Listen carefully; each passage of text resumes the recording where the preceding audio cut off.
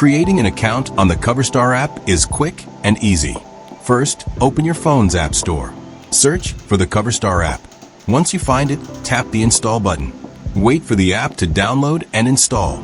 After installation, open the app. You will see the welcome screen. Tap on the Sign Up option to begin. The app will ask for your details.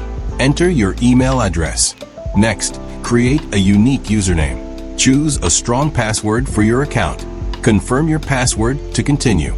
Tap the Next button to proceed. You may be asked to verify your email. Check your inbox for a verification message. Open the email and tap the verification link. Return to the app after verification. Now you can set up your profile. Upload a profile picture if you like. Choose a clear and friendly photo. Enter your display name. You can also add a short bio. Some apps ask for your interests. Select topics that match your preferences. Tap Continue to move forward. The app may request certain permissions. Allow permissions needed for the app to work. Once done, your account will be created. You will be taken to the home screen. You can now explore videos and content. Try liking or following creators. You can also update your profile anytime. Your CoverStar account is now ready to use.